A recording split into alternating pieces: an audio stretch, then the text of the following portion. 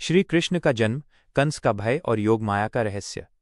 मथुरा का राजा कंस अपनी बहन देवकी से बहुत प्रेम करता था।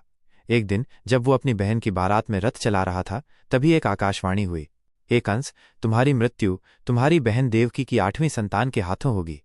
ये सुनकर कंस भय से कांप उठा और उसने देवकी को वहीं मारने का निश्चय कर लिया। देवकी के पति वासुदेव ने कंस को वचन दिया कि वे अपनी हर संतान उसे सौंप देंगे ताकि उसकी बहन जीवित रहे। कंस ने उनकी बात मान ली, लेकिन देवकी और वासुदेव को कारागार में डाल दिया। कारागार में जन्म, एक एक करके कंस ने उनकी 6 संतानों को जन्म लेते ही मार डाला।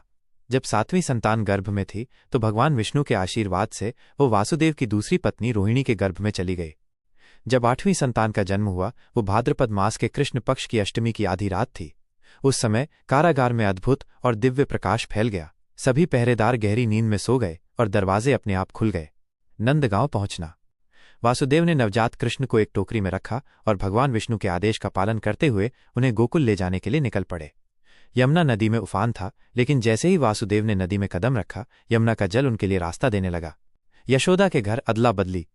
गोकुल पहुंचकर वासुदेव ने कृष्ण को यशोदा के पास सुला दिया और उनकी नवजात पुत्री को लेकर मथुरा लौट आए।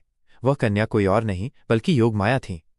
जब कंस ने उस बच्ची को मारने की कोशिश की तो वो उसके हाथों से छूटकर आकाश में प्रकट हो गईं और बोलीं, अरे मूर्ख कंस, तेरा वध करने वाला तो पहले ही जन्म ले चुका है और वो अब यहां नहीं है। यह कहकर योगमाया अंतर्ध्यान हो गईं। इस प्रकार भगवान श्री कृष्ण का जन्म हुआ, जिनका आगमन केवल एक राजपुत्र के रूप में नहीं बल्कि पूरी दुनिया के रक्षक के रूप में हुआ था। श्री कृष्ण लीलाओं का आनंद लें। अगर आपको भगवान श्री कृष्ण की इस प्रकार की कहानियां पसंद हैं तो आप चैनल को सब्सक्राइब कर सकते हैं। यहाँ आपको भगवान श्री कृष्ण के जीवन से जुड़ी कई और कहानियां, लीलाएं और प्रेरणादायक बातें मिलेंगी। जय श्री कृष्ण। श्री कृष्ण का जन्म, कंस का भय और योग माया का रहस्य। मथुरा का राजा कंस अपनी बहन देवकी से बहुत प्रेम करता था। एक दिन जब वो अपनी बहन की बारात में रथ चला रहा था, तभी एक आकाशवाणी हुई, हे कंस, तुम्हारी मृत्यु तुम्हारी बहन देवकी की 8वीं संतान के हाथों होगी। ये सुनकर कंस भय से कांप उठा और उसने देवकी को वहीं मारने का निश्चय कर लिया। देवकी के पति वासुदेव ने कंस को वचन दिया कि वे अपनी हर संतान उसे सौंप देंगे ताकि उसकी बहन जीवित रहे। कंस ने उनकी बात मान ली, लेकिन देवकी और वासुदेव को कारागार में डाल दिया। कारागार में जन्म, एक एक करके कंस ने उनकी 6 संतानों को जन्म लेते ही मार डाला।